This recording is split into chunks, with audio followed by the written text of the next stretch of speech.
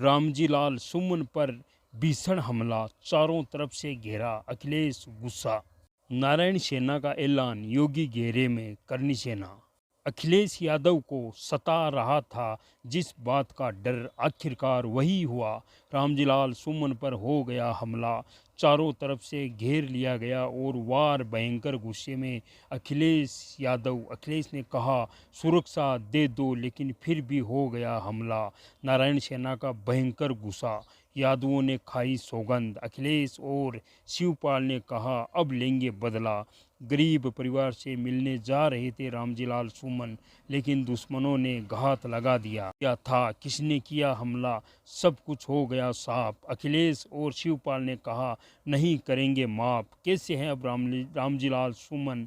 तारीख 27 अप्रैल की थी और करीब 3 बजे की थी। रामजीलाल सुमन अपने काफिले के साथ आगरा से बुलंदशहर जा रहे थे तो कोतवाली देहात के सुनहरा गांव में एक दलित परिवार की थार गाड़ी से कुचलकर हुई मौत के मामले में पीड़ित परिवार से मिलने जा रहे थे, लेकिन इससे पहले कि वहां पर पहुंच पाते उनके ऊपर हमला कर दिया गया। अलीगढ़ के लोधा थाना क्षेत्र में हाईवे पर करनी सेना और क्षेत्रीय महासभा के कार्यकर्ताओं ने उनके काफिले पर टायर और पत्थर फेंके। इससे काफिले में अफरा तफरी मच गई और तेज रफ्तार के कारण कई गाड़ियां आपस में टकरा भी गई। खबर यह भी है जब कुछ गाड़ियों के शीशे भी टूट गए। आपस में समझ रहे थे बहुत बड़ा हमला है, एक ऐसा हमला जिसको लेकर अखिलेश यादव ने पहले ही कह दिया था कि इनको सुरक्षा दी जाए, लेकिन तब किसी ने सोचा भी नहीं था। इससे पहले भी राणा सांगा के ऊपर दिए गए बयान को लेकिन आगरा स्थित उनके घर पर हमला भी किया गया था, लेकिन अब तो हद ही पार हो गई। मतलब रामजीलाल सुमन को बाहर भी निकलने नहीं दिया गया।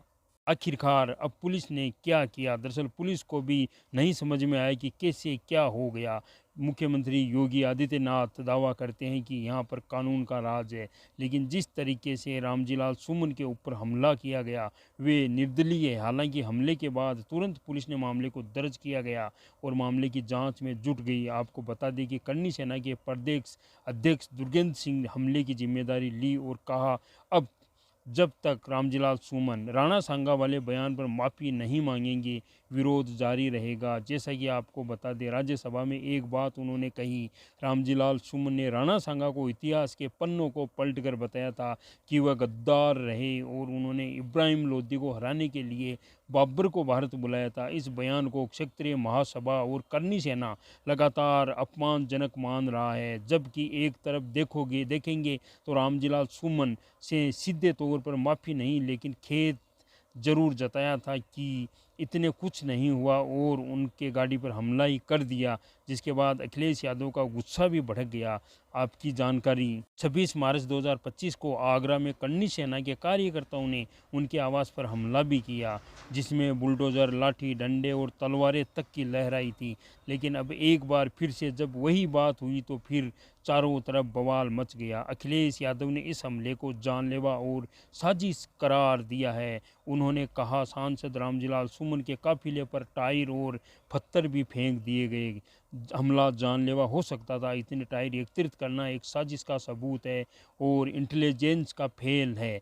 यह जानबूझकर किया गया है, फिर अनदेखी हुई है। अखिलेश यादव ने यूपी की कानून व्यवस्था पर सवाल उठाया है। अखिलेश ने इसे दलित सांसद पर हमला बताकर योगी सरकार पर जंगल राज का आरोप तक का दावा किया है कि मुख्यमंत्री योगी इस पर मौन है। वहीं दूसरी तरफ जैसे इसकी खबर नारायण सेना यानी कि अखिलेश यादव के कार्यकर्ताओं को मिली, यादवों को मिली, उनका गुस्सा भड़क गया और उन्होंने कहा कि दलित पर किया गया हमला हम बर्दाश्त नहीं करेंगे, हम इसका जवाब जरूर देंगे। ईंट का जवाब पत्थर से दिया जाएगा। जिसके बाद उत्तर प्रदेश का माहौल गर्म हो गया। हालांकि अगर बात करें तो रामजीलाल सुमन इस हमले में बाल बाल बच गए हैं, लेकिन सवाल यही है कि उनको ज़्यादा सुरक्षा कब दी जाएगी, क्योंकि इस तरीके का हमला कहीं हो सकता है, कहीं भी हो सकता है और आगे भी हो सकता है।